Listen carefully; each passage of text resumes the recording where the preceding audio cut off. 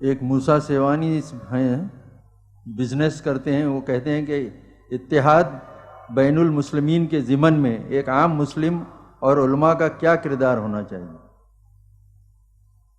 اس کے لیے اصل میں بنیاد کو مضبوطی کے ساتھ تھامنا. وَاعْتَصِمُوا بِحَبْلِ اللَّهِ جَمِيعًا وَلَا تَفَرَّقُوا، اللہ کی رسی کو مضبوطی سے مل جل کر تھام لو. اگر ہمارا اصل ایمفیسس قرآن پر ہو جائے گا تو ہمارے اختلافات جو ہیں وہ شیڈ بیک ہو جائیں گے، پیچھے چلے جائیں گے، ریسیڈ، وہ پیچھے ہٹ جائیں گے. جب قرآن پر ایمفیسس نہیں ہوگا تو سارا ہمارے جو فروعات ہیں، جو تفاصیل ہیں، ان پر ایمفیسس ہو جائے گا. پھر ان چیزوں پر کہ جو بنیادی نہیں ہے، ہمیں اس معنی میں فنڈامنٹلسٹ ہونا چاہیے. We should cling to the fundamentals of Islam. قرآن کو درمیان میں محکم پکڑو گے تو اس سے اتحاد پیدا ہوگا. ایک سوال ہے ڈاکٹر صاحب، ابھی آپ کے زبانی قرآن مقدسہ کی روشنی میں ناچیز کو یہ بات معلوم ہوئی کہ اللہ تبارک و تعالیٰ کے لیے کوئی غیب نہیں ہے. یقیناً اللہ عز و جل علیم و خبیر بذات الصدور ہے. سوال یہ ہے کہ نبی کریم صلی اللہ علیہ وسلم علم غیب جانتے تھے یا نہیں؟ مجھے آپ اس سوال کا جواب قرآن کی روشنی میں دے کر شکریہ کا موقع دیں. یقیناً حضور بہت سے غیب پر مطلع کیے گئے تھے، اور نبوت جو ہے وہ شیء از غیب ہی تو ہے، ورنہ عام انسان میں اور ایک نبی میں فرق کیا ہے؟ البتہ یہ کہنا کہ کل کا کل غیب آپ کے علم میں تھا، یہ زیادتی ہے. میں نے ایک دفعہ عرض کیا تھا آپ سے، جب میں کہہ رہا تھا کہ توحید اور شرک فی الصفات، ان میں فرق کیا ہے؟ صفت اللہ کی جو ہے وہ اس کی ذات کی طرح قدیم ہے، اس کی ذات کی طرح لامتناہی ہے، اس کی ذات کی طرح ذاتی ہے، کسی اور نے نہیں دی ہے اس کو.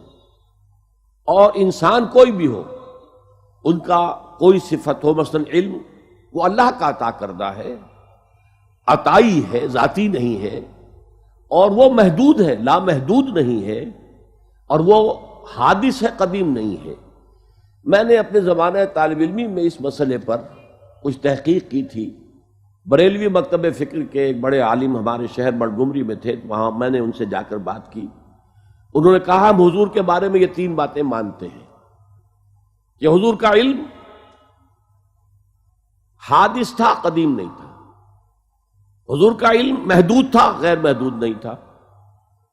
حضور کا علم عطائی تھا، ذاتی نہیں تھا. میں نے کہا پھر میرا آپ سے کوئی جھگڑا نہیں. باقی رہ گیا کیا معلوم تھا کیا نہیں، یہ ہمارا نہیں ہے معاملہ کہ ہم یہ طے کر سکیں. ہم کہاں ناپیں گے اس علم کو کہ جو اللہ نے حضور کو دیا ہے. حضور نے تو آپ کو معلوم ہے کہ شب معراج میں جنت بھی سیر کی ہے، دوزخ کا بھی مشاہدہ کیا ہے. دنیا میں رہتے ہوئے بھی آپ ایک دفعہ نماز پڑھا رہے تھے، نماز استسقاء غالباً تھی، تو آپ ایک دفعہ پیچھے ہٹے جیسے کوئی سامنے سے خوف والی شے آ گئی ہے، اور ایک دفعہ آگے آپ نے ہاتھ بڑھایا. تو صحابہ نے پوچھا کہ حضور آیا یہ نماز کا حصہ ہے، اس طرح پیچھے کو ہٹنا اور آگے کو بڑھنا؟ فرمایا نہیں، میرے سامنے جنت لے آئی گئی اور میرا جی چاہا کہ میں کوئی پھل توڑ کر تمہارے لیے تمہیں دے دوں، تو میں نے ہاتھ بڑھایا اور دوزخ آ گئی، اس کی لپٹ سے مجھے، اس کی گرمی سے مجھے پیچھے ہٹنا پڑا. تو دنیا میں رہتے ہوئے انہیں جنت اور دوزخ کے نظارے کرائے جا رہے ہیں.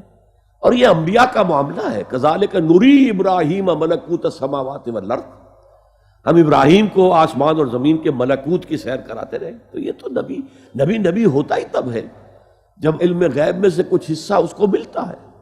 کتنا ہے یہ ہم نہیں کہہ سکتے، اور یہ ہماری اپنی حیثیت سے تجاوز کا معاملہ ہے کہ ہم تعین کرنے بیٹھ جائیں کہ یہ معلوم تھا اور یہ معلوم نہیں تھا. اس بحث میں پڑھنا غلط ہے. خليل بالقرآن هو إمامنا على هداية الله